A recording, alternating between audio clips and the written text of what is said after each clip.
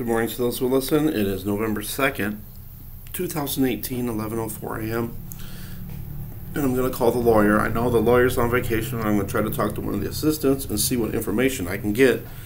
They did not have any information for me before, but when I talked to the PEDCOR management in Indiana, the one that handles the property for Cross Creek, they said that I need to talk to my lawyer about the information because both lawyers have been talking back and forth to each other. Well, they never told me that, and all I got was they haven't got a hold of anybody yet. So I need to find out what they know because they're not telling me. Hold on a second. Thank you for holding. A receptionist will be with you shortly. Leslie, how I address your call? Bob Heimer. I know he's on vacation right now, but I'd like to talk to one of the assistants if possible. I'll close your case here real quick, okay? Okay.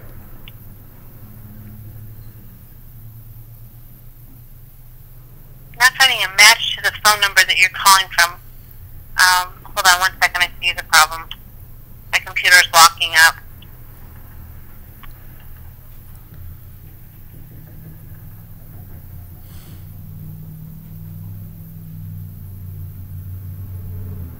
Is it Stefan? Yes. Okay. Let me see who's got someone covering for your case.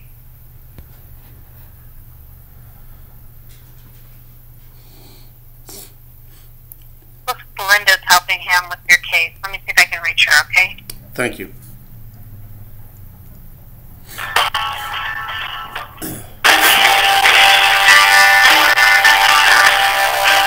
This is Linda. Hi, Linda. This is Stefan Weinberger. Mm-hmm.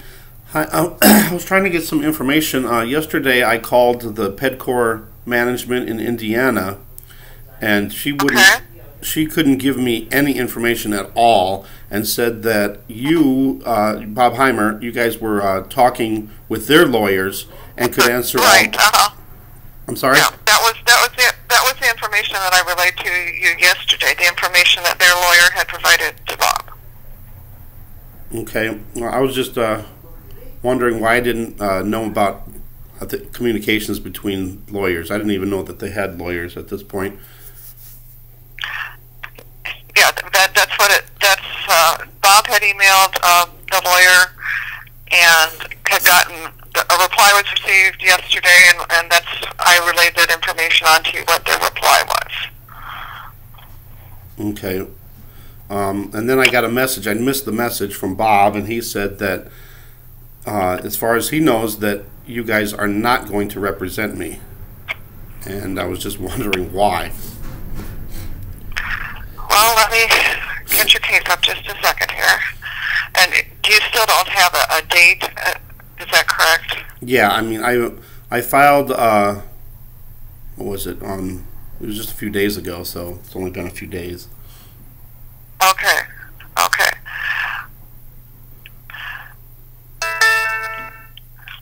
So I'm looking to see for the notes. We did talk about it as a staff. Yeah, I guess he had left you a message. That would have been Wednesday. And he said, we don't believe you have a case regarding Section 8 termination is likely to be successful and will not represent you at the hearing. This is because you do not have sufficient proof that the landlord did not materially comply with their obligations. Can you tell me why you think I don't have enough evidence? Because I think I have way more evidence than anybody would ever need. Well, as I said, I only have limited knowledge of this case. Bob's the one who knows more about it than I do. But one of the things to focus on is that you have to show that it was a material noncompliance by the landlord that caused the problem. And I think that was part of what the focus was. I tried many times to get Cross Creek to move me to a new apartment, and they kept refusing, even though they knew I had all those hospital and emergency room visits. And they said they could never find anything, even though I showed many different examples of where mold was all over the apartment.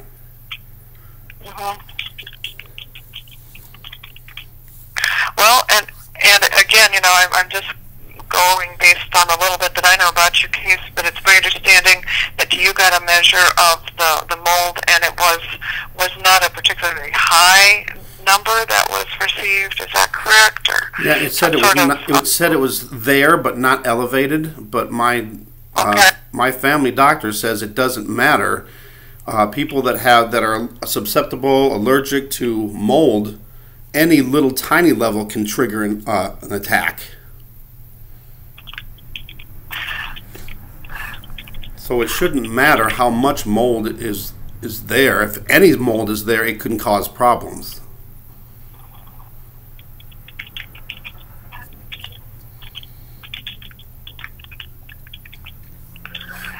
Well, and the other part is, what was it that in what way did the landlord materially fail to comply with its obligations that resulted in there being a little bit of mold there? As I also understand, one of the issues is they thought that you were contributing to the mold that had something to do with not washing dishes promptly. There was one time when I left. There was 1 week when I left, and I wasn't back for a whole week, where I left dishes.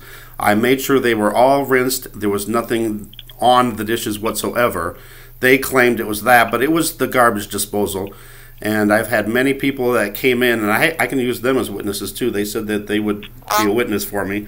It was coming from the garbage disposal. The garbage disposal was leaking, and it caused a bunch of mold underneath the sink, which they fixed. And they admitted that there was mold there. And then they denied any other mold being anywhere else, even though I showed them.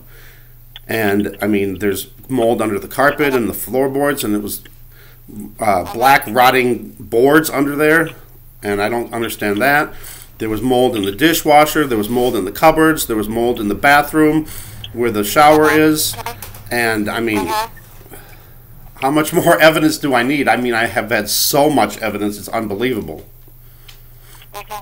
And I have thousands of followers on YouTube who have witnessed this too and cannot believe what is going on.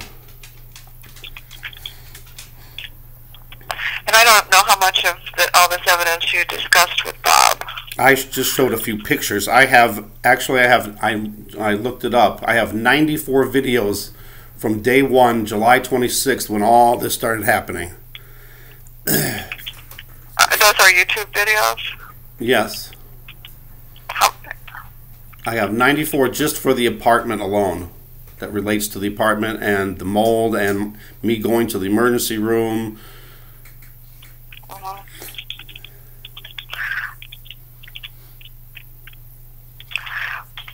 I guess I would say that you know, that's just as an overview of what the staff had decided, that if there's more evidence that we didn't have a chance to consider, I would urge you to, you know, as I said when I talked with you yesterday, let us know when the hearing is, and then, you know, let us know all the evidence that it sounds like perhaps you did not discuss with Bob, and then we could certainly revisit the question of whether we could represent you. But as of now, the decision was we didn't think there was enough evidence. But as I said, perhaps this is something that needs to be revisited. And the most important thing for you to do in the meantime, I'm sure you'll preserve your evidence, but the most important thing is to get back in touch with us as soon as you have a hearing date. Okay. And is there anything else from the PEDCOR management? Because I was asking her questions, and every time she... Well, and she can't. She's represented by an attorney. You're represented by an attorney. You can't have a direct conversation with her at this point. Right, but she just kept referring me to you guys for all of my questions, and I haven't had any of those answered.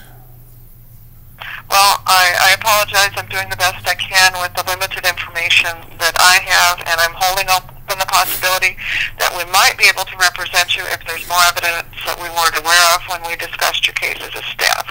So what you need to do at this point is preserve the evidence that you have and get back in touch with us as soon as possible once you know, in fact, when the hearing is. Okay, I asked her a question, and she said that you guys would know, since you guys, the lawyers, have been talking back and forth. Well, why? Well, and again, I am not the person. But what was the question you were thinking we might know? Why they decided to not let me out of the lease, and when I followed everything that they said to do. And I read that to you yesterday. I've spoken further to Cross Creek Apartments about this matter. The property acted appropriately and in compliance with its policies and procedures and the applicable laws. Therefore, it will not agree to release you from your lease. But they obviously broke the law when I had the written paperwork saying that they were going to release me from it when I turned the keys in, and then they backed out of that. You know, I don't think we're going to get any further today. I don't have the information and knowledge that Bob has about your case, but you make sure that the most important thing I need to know is when the hearing is set, and then if that happens before Bob is back, we can still meet as a staff and revisit the decision about representation at the hearing. Okay. Okay. Thank you. Thank you. Bye. Wow, I'm glad I got this on recording here. They won't give me any information now, and Bob just magically happens to have another vacation. So now if my hearing date happens to be during the time that he's on vacation, they are not going to be able to help me. They're doing this on purpose. Wow. I can't believe it. And they will not give me any information. They did not follow the law. They backed out of that agreement when I paid the rent, for one, which I should have never paid, and turned the keys in. By their paperwork, by law, they were supposed to honor that agreement, and they didn't. And now my lawyer, I'm going to have to do this by myself. So I ask anybody out there to please do me several favors. Please pray for my situation. Please pray for God's will. I think I'm going to do this court case by myself because I don't think they're going to help me. And even if they were going to help me, I don't think they'd help me. I think they would hurt me in the long run. I think they're trying to make sure that I do not win this, and I don't understand why. But if anybody can have any other advice to give me, please put that in the comments too. And please let me know what you think about this. I think this is wrong what they're doing to me on both sides. My own lawyer is screwing me over too. Thanks for watching. Thanks for subscribing. God bless.